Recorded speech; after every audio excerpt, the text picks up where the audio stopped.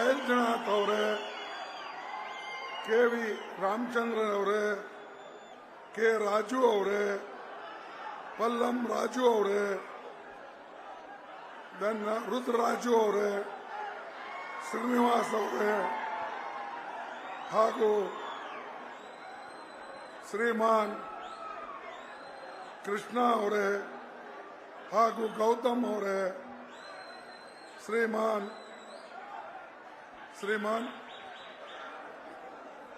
ಸೀಲಂ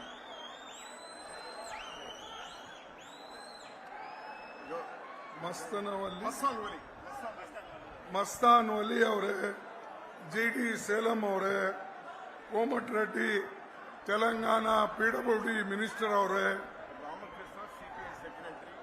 Ramakrishna CPI secretary ಅವರೇ, Srinivasa Rao CPM secretary. I told Srinivasa Rao, everybody, when their flags are here, it means they are here. So I told that. Okay. వేదిక మీద ఉన్నటువంటి పెద్దలందరికీ నమస్కారం.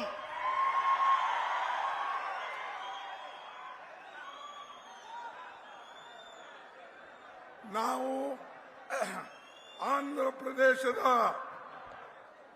ಯೋಚಿಸಲಾಗದೆಲ್ಲ ಅದು ನಮಗೆ ವೇದನೆ ಮತ್ತು ಹಾಗೂ ಭಾವೋದ್ವೇಗವನ್ನು ಮಾತ್ರವಲ್ಲದೆ ಅದರ ಸಂಕೀರ್ಣತೆಯನ್ನು ಸಹ ಅನುಭವಿಸುತ್ತೇವೆ.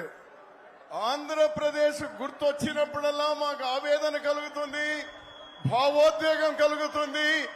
ఆంధ్రప్రదేశ్ మా గుండెలకు హత్తుకొని ఉంది. ಬಂಧುಗಳೇ ಮತ್ತು ಇಲ್ಲಿ ಸೇರಿದಂತ ಎಲ್ಲ ಕಾಮ್ರೇಡ್ಸ್, ಯೂತ್ ಕಾಂಗ್ರೆಸ್ ಮತ್ತು ಕಾಂಗ್ರೆಸ್ ಪಾರ್ಟಿಯ ಎಲ್ಲ ಘಟಕದ ಮುಖಂಡರೇ, ವೇದಿಕೆಯ ಮೇಲಿರ್ತಕ್ಕಂಥ ನಾಯಕರೇ, వేదిక మీద ఉన్న కాంగ్రెస్ పెద్దలు, సిపిఐ సిపిఎం కామ్రేడ్స్, ఇక్కడ వచ్చిన యువజన కాంగ్రెస్, ఇక్కడ వచ్చినటువంటి నా సోదర సోదరి అందరికీ నమస్కారం. ಈ ಅನಂತಪುರ ಡಿಸ್ಟಿಕ್ ಇದು ದೇಶದಲ್ಲೇ ಪ್ರಭಾವ ಇರತಕ್ಕಂತ ಒಂದು ಜಿಲ್ಲೆ. అనంతపురం జిల్లా ఈ దేశంలోనే చాలా ప్రభావితం చేసేటువంటి జిల్లా. ಈ ಜಿಲ್ಲೆ ರಾಷ್ಟ್ರಪತಿ ಕೊಟ್ಟಿದೆ. ಈ ಜಿಲ್ಲೆ ಇನ್ನೊಬ್ಬ ರಾಷ್ಟ್ರಪತಿಗೂ ಕೊಟ್ಟಿದೆ, ರಾಧಾಕೃಷ್ಣನ್. ఈ అనంతపురం జిల్లా ఇద్దరు రాష్ట్రపతులను పంపింది ఈ భారతదేశానికి. ఒకరు నీలం సంజీవరెడ్డి అయితే మరొకరు సర్వేపల్లి రాధాకృష్ణన్ ఇదే కాలేజీలో లెక్చరర్ గా చేసినారు. ಅನಂತಪುರ್ ಇದು ಈ ಜಿಲ್ಲೆ ಬಹಳ ಪ್ರಸಿದ್ಧವಾದಂಥ ಜಿಲ್ಲೆ.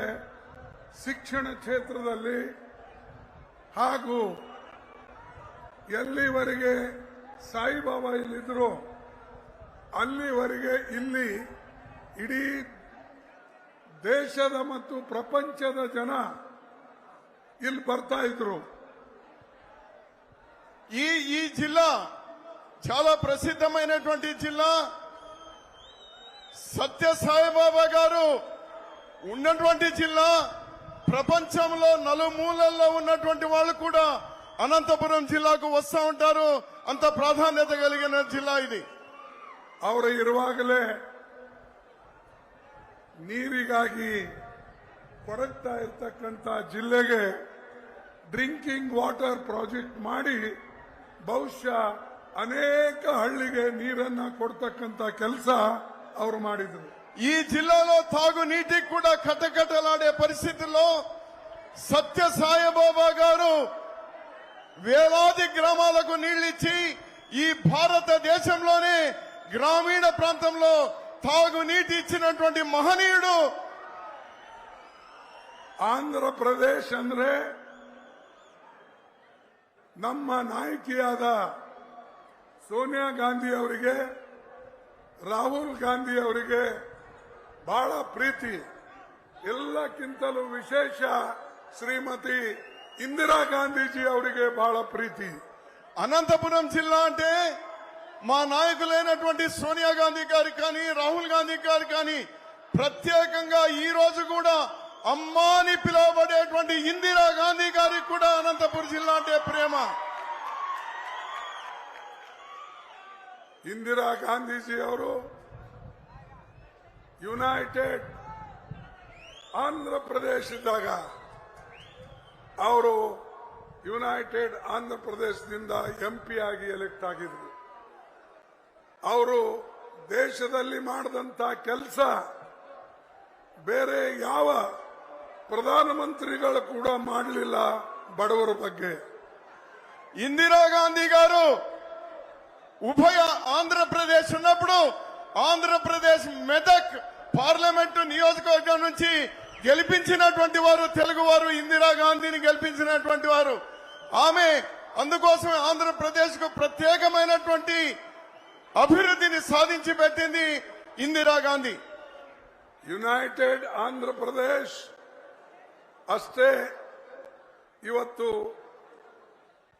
ಪ್ರಗತಿ ಪಥದಲ್ಲಿ ಇತ್ತು, ಈಗೂ ಇದೆ. ಆದರೆ ನಿಮಗೆ ಸಿಗಬೇಕಾದಂತ ಹಕ್ಕು ಇನ್ನೂ ನಿಮಗೆ ಸಿಕ್ಕಿಲ್ಲ. ಅದನ್ನ ಕೊಡಿಸತಕ್ಕಂತ ಕೆಲಸ ನಮ್ಮ ಕಾಂಗ್ರೆಸ್ ಪಾರ್ಟಿ ಮಾಡ್ತದೆ ಅನ್ನತಕ್ಕಂತ ಮಾತನ್ನ ಹೇಳ್ತು. సంయుక్త ఆంధ్రప్రదేశ్ ఉన్నప్పుడు ప్రగతి పథంలో ఉండింది. అంతకంటే వేగంగా జరగాలని కాంగ్రెస్ భావించింది, హక్కులనిచ్చింది. దురదృష్టం పోయిన 10 సంవత్సరాల నుంచి ఢిల్లీ నుంచి ఒక్క పైసా అంటే పైసా కూడా ఆంధ్రప్రదేశ్ కు రావడం లేదు. మీ హక్కులను సాధించి పెట్టడమే కాంగ్రెస్ పార్టీ యొక్క ప్రధానమైనటువంటి అజెండా.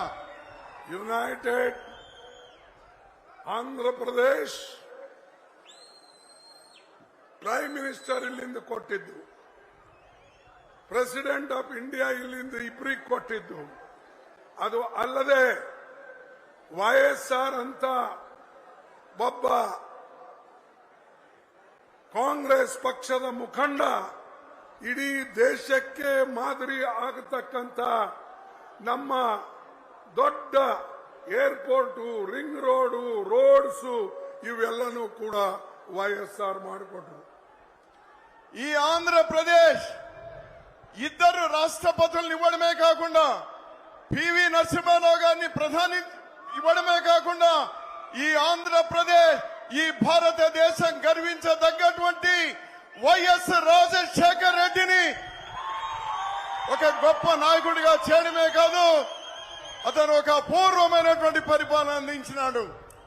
ಈಗ YSR ಅವರು ಹೋದ ಮೇಲೆ, ಅವರು ಸ್ವರ್ಗವಾಸಿ ಆದ್ಮೇಲೆ ಇವತ್ತು ನಮ್ಮ ಪಕ್ಷದಲ್ಲಿ ಪುನಃ ಅವರ ಮಗಳಾದ ಶ್ರೀಮತಿ YS ಶರ್ಮಿಳಾ ರೆಡ್ಡಿ ಅವರು ಬಂದಿದ್ದಾರೆ. ಇನ್ನು ನಮಗೆ ಹೆಚ್ಚಿನ ಶಕ್ತಿಯನ್ನ ಬಂದಿದೆ. డాక్టర్ వైఎస్ రాజశేఖర్ రెడ్డి గారు స్వర్గస్థులైన తర్వాత మళ్ళీ అతని లాంటి పాలన తీసుకొని రావాలి అనేటువంటి సంకల్పంతో మీ అందరూ అభిమానించేటువంటి వైఎస్ షర్మిళా రెడ్డి గారిని ఈరోజు మీ ముందుకు తీసుకొచ్చినాం. ಶರ್ಮಿಳಾ ರೆಡ್ಡಿ ಅವರಿಗೆ ನಾವು ಈ ವೇದಿಕೆ ಮೇಲೆ ಇರ್ತಕ್ಕಂಥ ಎಲ್ಲ ನಮ್ಮ ಮುಖಂಡರು ಅವರೆಲ್ಲರೂ ಬೆಂಬಲ ಕೊಟ್ಟು ಶಕ್ತಿಯನ್ನ ತುಂಬುತ್ತಾ ಇದ್ದಾರೆ. ಆ ಶಕ್ತಿದ ಉಪಯೋಗ ಮಾಡಿ ಕಾಂಗ್ರೆಸ್ ಪಕ್ಷ ಪುನಃ ಇಲ್ಲಿ ಶಕ್ತಿಯುತವಾಗಿ ಬೆಳಿಬೇಕು ಅನ್ನತಕ್ಕಂಥದ್ದನ್ನ ನಾ ಈ ಸಂದರ್ಭದಲ್ಲಿ ಹೇಳಕ್ಕೆ ಬಯಸ್ತಾ ಇದ್ದೇನೆ. షర్మిళా రెడ్డి గారికి నేనే కాదు, ఇక్కడ ఉన్నటువంటి కాంగ్రెస్ పార్టీ పెద్దలందరూ కూడా మీరందరూ కూడా చేరి శక్తినిద్దాం. మళ్ళీ ఆంధ్రప్రదేశ్ పూర్వ వైభవాన్ని తీసుకుని రావడానికి మేమందరం కూడా మేము వెంట ఉంటాం. ಕಾಂಗ್ರೆಸ್ ಪಾರ್ಟಿ ಬಹಳ ಜನ ಹೇಳ್ತಾ ಇದ್ರು, ಅದರಲ್ಲಿ ಮೋದಿ ಅಂತೂ ಯಾವಾಗಲೂ ಕಾಂಗ್ರೆಸ್ ಪಾರ್ಟಿಗೆ ಬೈಕೊಳ್ತಾ ಇರ್ತಾರೆ. He abuses, he attacks always Congress party. But I will say, if Congress party is weak in the country, why you are attacking, abusing and reducing our strength? Why you are purchasing our MLAs? Why you are purchasing our MPs? Why you are putting our people behind the bar? I am asking. Modi గారు ఎప్పుడూ కాంగ్రెస్ జపమే. కాంగ్రెస్ బలహీనమైందంటున్నాడు, కాంగ్రెస్ లేనే లేదంటున్నాడు. అదే నిజమైతే ప్రభుత్వాలనే కాంగ్రెస్ ప్రభుత్వాలను ఎందుకు కూలుస్తాడు? Congress party ఎమ్మెల్యేలను ఎందుకు కొంటాడు? కాంగ్రెస్ పార్టీ ఎంపీలను ఎందుకు కొంటాడు? కాంగ్రెస్ పార్టీ అంత బలహీనమైనప్పుడు మళ్ళీ కాంగ్రెస్ వెంటాడవలసినటువంటి అవసరం ఏముంది మోడీ అని నేను ప్రశ్నిస్తా ఉన్నా మీ ద్వారా.